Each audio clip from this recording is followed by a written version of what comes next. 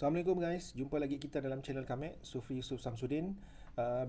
Sebelumnya kita jangan lupa subscribe channel kami, Sufri Yusuf Samsudin.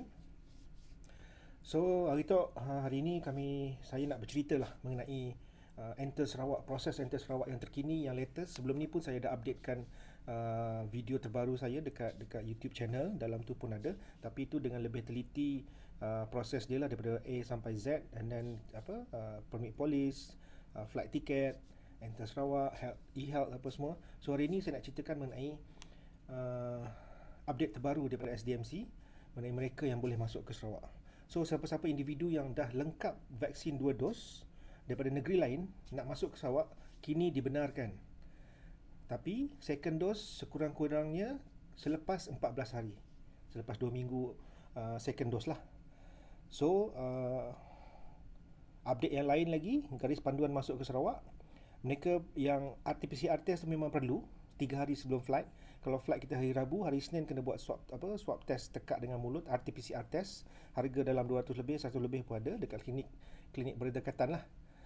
So salah satu lagi sebab ataupun reason yang dibenarkan untuk kita masuk ke Sarawak, Enter Sarawak, adalah cuti semester, kena buang kerja daripada Semenanjung untuk orang Sarawak yang dah kena buang kerja and then tak ada kerja kat sana, and then satu lagi kecemasan keluarga. Kecemasan keluarga, pasangan jarak jauh, mungkin suami isteri yang jarak jauh yang kena balik ke Sarawak, ibu bapa yang ingin berjumpa dengan anak-anak mereka di bawah 18 tahun, dan perkhidmatan yang penting serta perjalanan rasmi saja yang dibenarkan untuk Enter Sarawak, yang latest update lah. So itu yang latest update. Turut dibenarkan adalah kes kecemasan seperti kematian keluarga, kematian dalam keluarga atau pengkebumian, rawatan perubatan kritikal, pelancongan perubatan dari luar Malaysia. Itu dari luar Malaysia. Sektor minyak dan gas, sektor perkapalan, sektor penerbangan, pengangkutan penghantaran. Itu yang dibenarkan lah. So manakala untuk perkhidmatan tidak penting, santai atau percutian tidak dibenarkan memasuki Sarawak. So ingat ya, santai ataupun percutian tidak dibenarkan lagi untuk masuk ke Sarawak. So bagi individu yang mahu memasuki Sarawak namun belum menerima vaksin atas sebab perubatan, mereka perlu mengemukakan surat perubatan daripada klinik ataupun hospital sebagai bukti. Itu menurut daripada update yang daripada SDMC lah.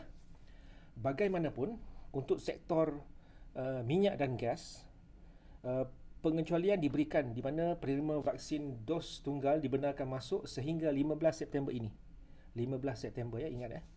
So individu yang memasuki Sarawak harus menjalani kuarantin sama ada di rumah ataupun pusat kuarantin yang ditentukan.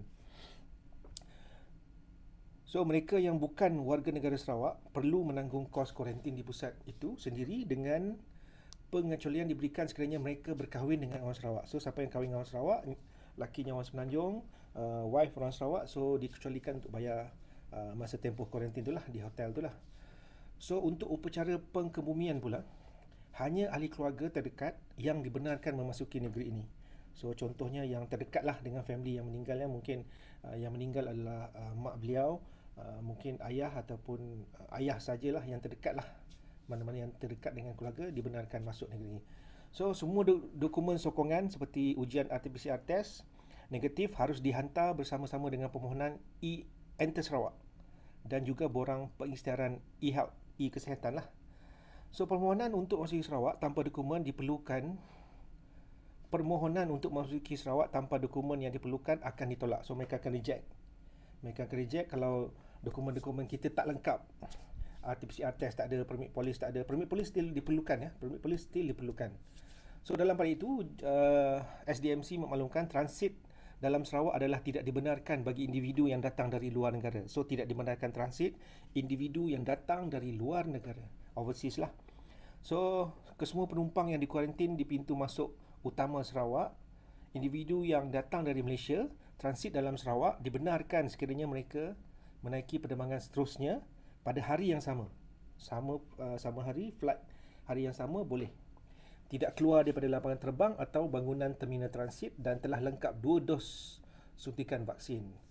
So itu yang paling latest daripada pihak SDMC untuk Enter Sarawak ni. Macam video yang saya dah post atau updatekan semalam, itu memang latest juga. Itu cara-cara daripada mula, daripada kita beli flight ticket, permit polis, RT-PCR test, enter Sarawak, e-health, and then proses untuk masuk ke Sarawak apa semualah. So saya nak infokan lagi, untuk hotel kita boleh booking. Untuk hotel kita boleh booking kalau ke Kuching. Untuk bahagian-bahagian lain saya tak pasti. Saya dah call dekat Miri, dia kata tak boleh book hotel. Tapi di Kuching boleh, kita boleh book hotel yang apa yang kita suka. Grand Margarita ada, Pullman ada, yang 5 bintang lah, Hilton pun ada. Tapi kita kena book awal sebelum kita fly, sebab mereka memerlukan kita punya detail flight untuk booking. And then nama kita akan ada dekat pihak APM yang menjaga ketibaan kita nanti dekat airport. So kita beritahu dia kita dah booking hotel. Nanti dia buka handphone dia ada list nama kita. Memang nama kita dah ada, pihak hotel akan bagi kat diorang. So thank you semua yang mengikuti saya punya update mengenai Enter Sarawak ni. So sekali lagi saya ucapkan jangan lupa patuhi SOP, and then jangan lupa subscribe channel saya, Sufri Yusuf Samsudin. Okay guys, thank you. Bye bye.